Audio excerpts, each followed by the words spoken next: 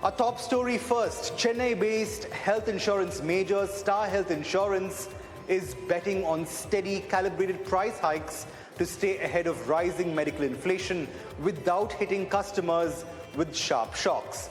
Now, the company says it's sticking to a strategy of high single-digit annual premium increases instead of steep revisions every few years. After hiking prices across 65% of its portfolio last year, Star Health now plans to extend that to nearly 80% this year, signaling a more broad-based repricing push. At the same time, the insurer continues to lean heavily on its in-house distribution strength, with proprietary channels like agency and direct-to-consumer contributing a dominant 91% of its business. On its part, growth momentum remains strong too, as the company says it expects fresh business to continue expanding at over 40%. So what's driving this strategy? ET Now spoke to Star Health Insurance's management earlier today. Let's listen in to how that conversation went. Q4 structurally is a good loss ratio for the health insurance industry, especially the retail health. So one has to compare loss ratio YOY basis, quarter 4 of last year versus quarter 4 of current year. Yes, for the quarter 4, we have a 4% drop in the loss ratio, which is now close to 65.2% for the current quarter, which was 69.2%. And we have seen a good improvement in the retail loss ratio as well as the group loss ratio. We believe this is structural reduction because of the various initiatives that we have taken. We have been taking a price increase for the last year. We see a good earned premium built up, and that is leading to an improvement in the loss ratio. There are various claims initiatives that we have taken in terms of home healthcare, telemedicine, condition management programs, the various preventive and wellness measures, which is reflecting as an improvement in our loss ratio. We have improved on our underwriting guidelines. We have been very selective when it comes to portfolio selection. The new to insurance portfolio is now 93% for us, and we have reduced our portability portfolio, which we believe, if not done correctly, can lead to a higher loss in the portfolio. So portfolio improvement measures, claims efficiency measures, the price increases that we have taken has all led to an improvement in the loss ratio. See, we have stated our objective of mid-teens to high-teens ROE for FY28. We believe whatever steps we have taken will move.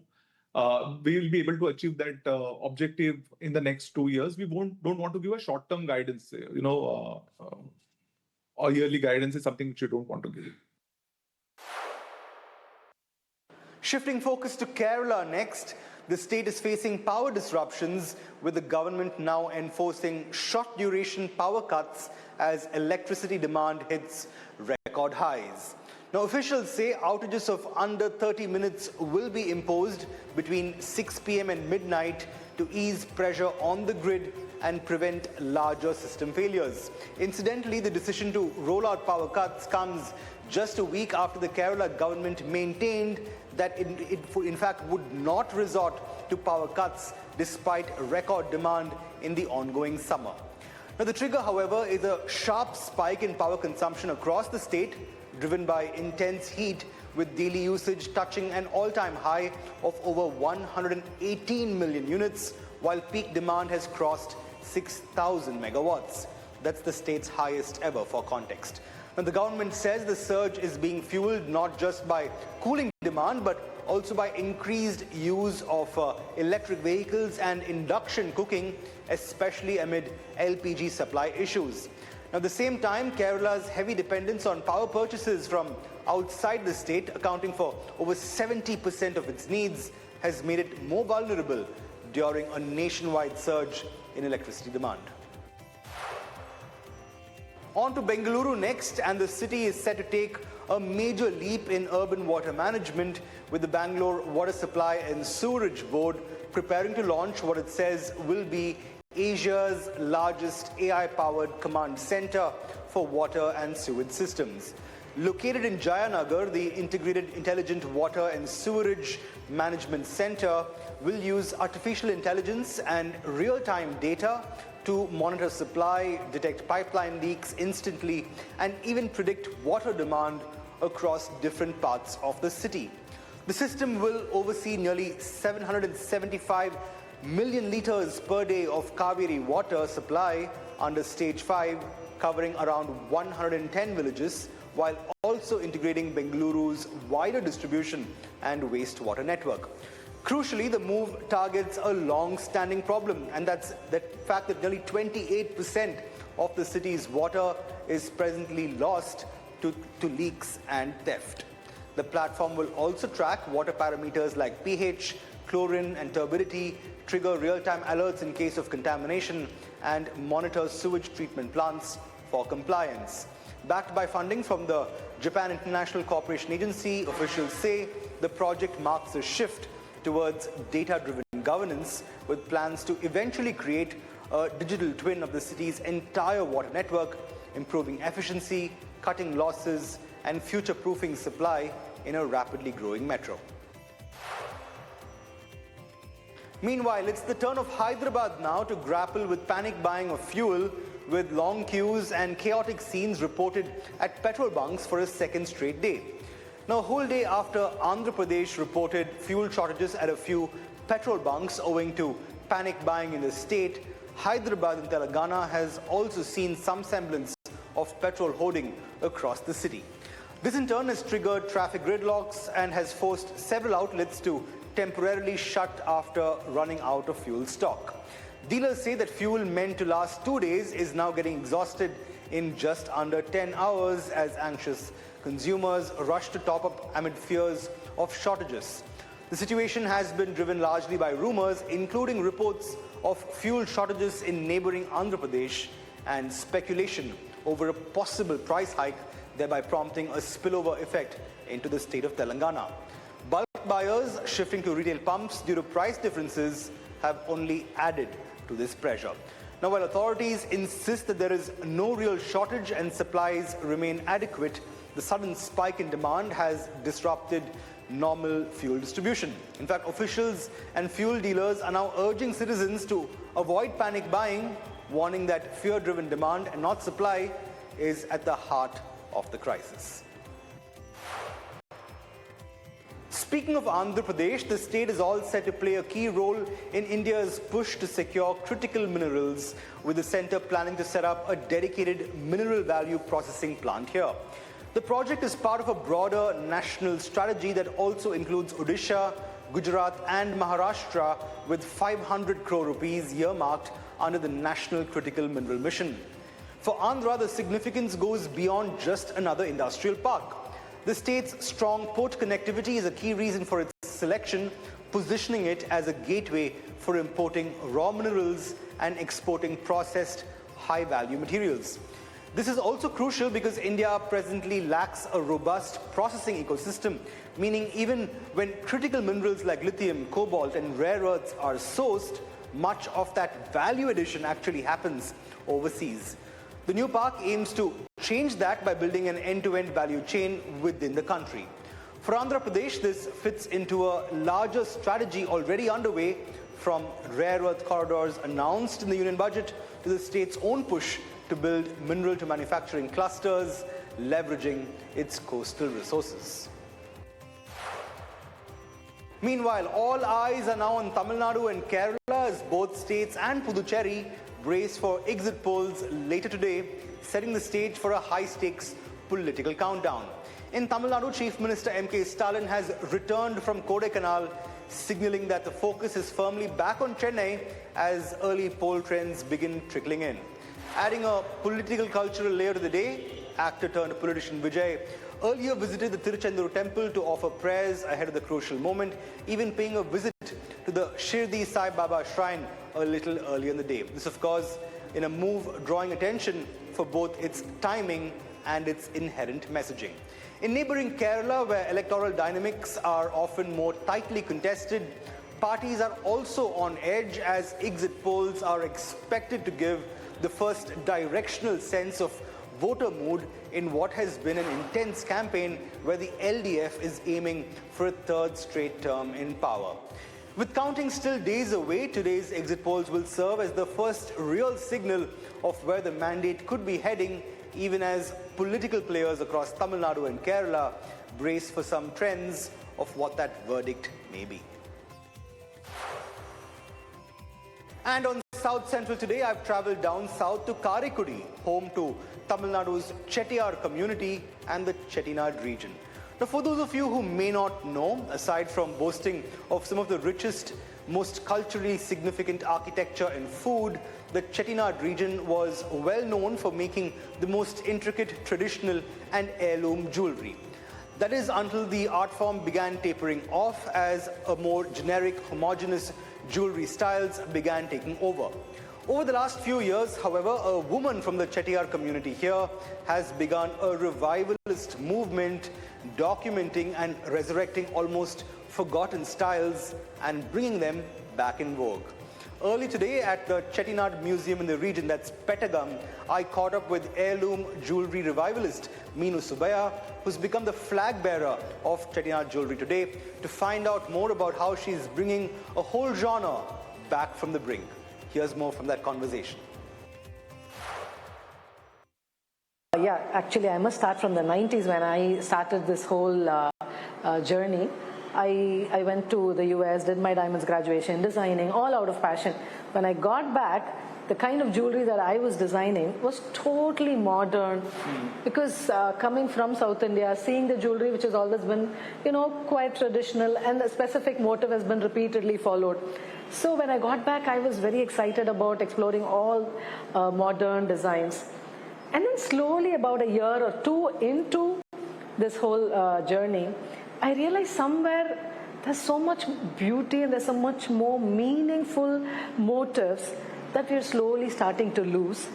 And there's this beautiful art which is close setting, which was slowly dying. From then on, I kind of started getting more interest into the close setting art form and the motives that were used. So that's when I think I got into this whole journey of reviving something which is starting to go down.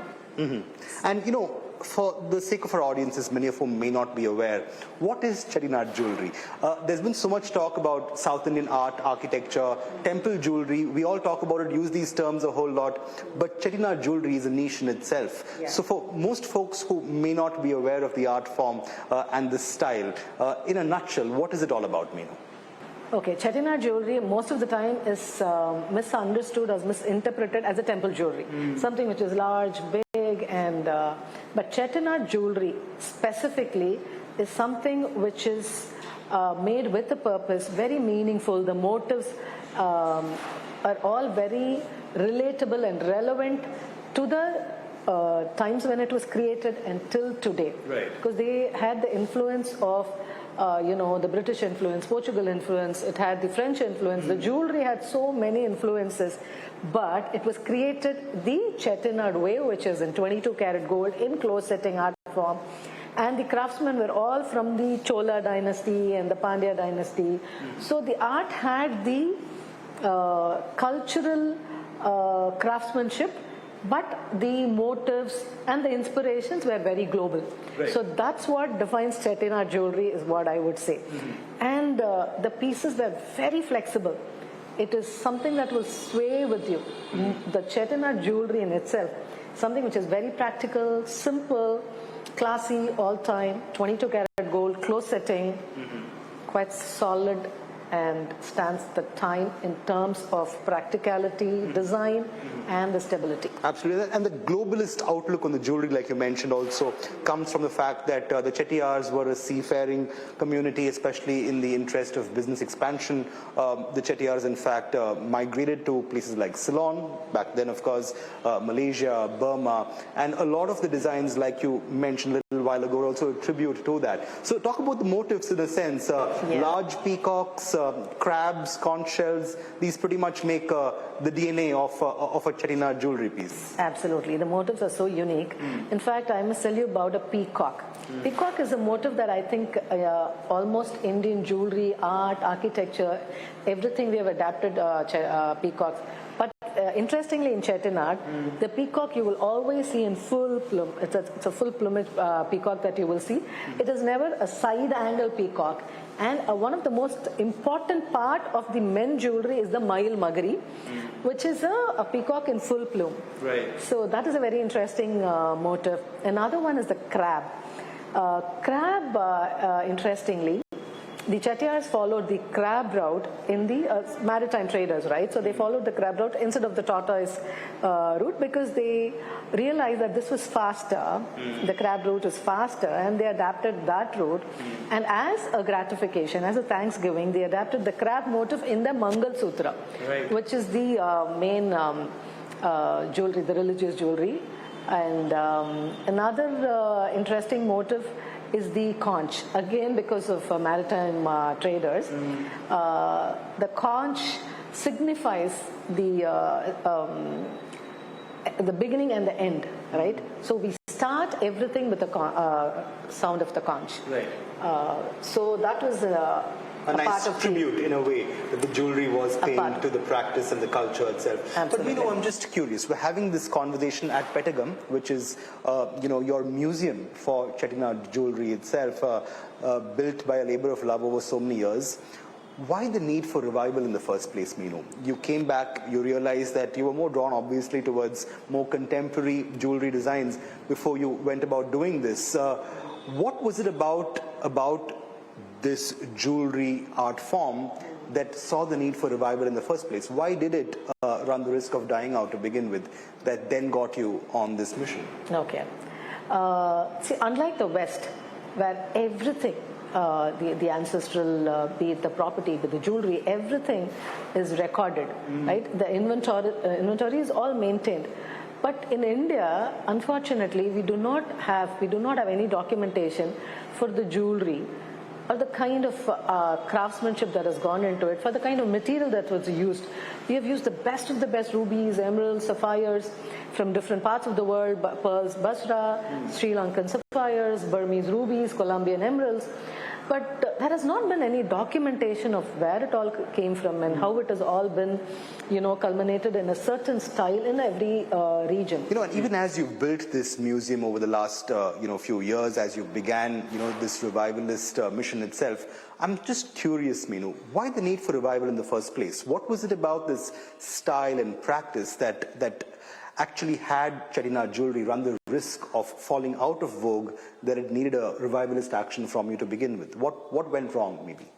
Okay, I must say, in the West, everything, the ancestral jewelry or everything that has been passed over has always been documented. The inventory has been maintained very well. But in India, we do not have the practice of documenting the ancestral jewelry or the kind of craftsmanship, the gems that has been used, be it the Colombian emeralds, the Burmese rubies, the Basra pearls. We have used the best of the best gems from different parts of the world, but that has never been maintained, or we do not have a document. When I started kind of wearing jewelry, my grandmom would say, this is from Burma and this is from here and there.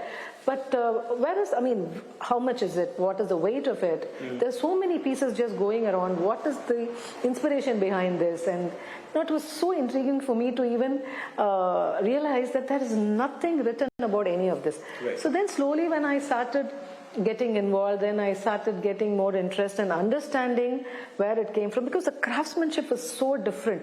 See, then once I started designing, I realized the Chettinad jewelry overall was very different, in the sense the linking style was so flexible that it would feel like a fabric.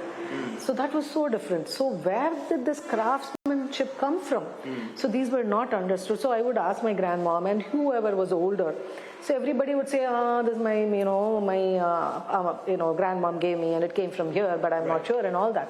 So then I really did feel that there is a need to document it. And this is something that has more depth to it, and it talks about a culture, it talks about history. There is so much more to it than just a jewelry. It's just not an ornament. So that's when I started documenting, and then I realized Pettagam has to be there for this Gen Z to come and have a quick look at it. If I'm going to give you a book with 250 pages, I realize the attention span today, as you know, is very less. And I thought this is the ideal thing to do, and that's when we came up with Petrol. It's also ironic that just awareness and patronage for the Chettinad style jewelry also faded away, despite South India pretty much being a a cultural hub with the temple jewelry, like we mentioned a little earlier in the day, becoming so popular, and just the cultural ethos and the architecture and the craftsmanship in this region specifically actually growing by leaps and bounds. So how did Chettinad jewelry specifically possibly lose out in its relevance, which then got you on this revivalist drive? Actually, I must first tell you, Chettinad jewelry was never understood that there is something unique about it. So it was always, understood as a temple jewelry. Because the Chettiars did make a lot of jewelry for the temples, but it was all fine jewelry. It was never gold jewelry as such. In Chettinad, there was a lot of gems used because they were gem traders. For generations, for about 3,000, 4,000 years, they have been gem traders, and that's how more gems into it. But I think... sorry, I lost the question. That's okay. The question is, so with this now obviously being something that needed a revivalist tradition or a revivalist move, how did you manage to actually bring that back? Okay, yeah. So the Chettinad jewelry in general was in the first phase not understood. Like I said, it was misinterpreted. So the first phase for me was to actually introduce what Chettinad jewelry is, break the myth of the Chettinad jewelry, and then bring it into the main forum of jewelry, where it plays a very important role in the weddings, right? So every bride would want to be the best, and Chettinad jewelry is something that will let you be yourself, not overpowering you. So that's what I would think brought this back into the main culture. Into reckoning, absolutely. Yes, and there is now a resurgence of tradition coming back overall, not just about jewelry, be it the clothes. I think everything is coming back, and slowly I think Chettinad jewelry is now getting a place there. Let's talk about that comeback then. So right here at Minusubaya, where you resurrected, in a sense, Chettinad jewelry across brands, right here in the business itself. What has growth been like for you from a commercial standpoint? Given that you've managed to revive it now, what has patronage been like, and how has the company grown in the recent past? I must say overall, from the time we started business, we've been growing about 10 to 12%. But after this major shift of bringing Vilasam, which is our exclusive Chettinad brand, I think we have grown by about, which is just about less than a year that we started, we have grown about 20%, which in itself is a big growth that we really find. And the liking for Chettinad jewelry in general is quite a lot among the youngsters. That's what is very fascinating for me, because I did know that it's going to be interesting for the youngsters, but then they really love it. They want to have a piece of history on their tape. So that's what is very encouraging, I would say. Right, so 20% growth, and what have customer growth numbers been like? You mentioned a new demographic, much younger customers in a sense. So I would obviously assume that your demographic and your customers are more skewed towards younger generations. But how has that customer growth number been for you in the last few years? See, it's been growing quite a bit, but in specific to this brand, if I have to say, it's about 50%. Say if we have about 500 people walking, at least 250 customers would want to see what Vilasam is, and they take great interest in that. Well, on that note, it's a wrap on today's episode of South Central. Thanks so much for watching. We'll see you soon with more news and updates from the region. For the moment, it's goodbye from us.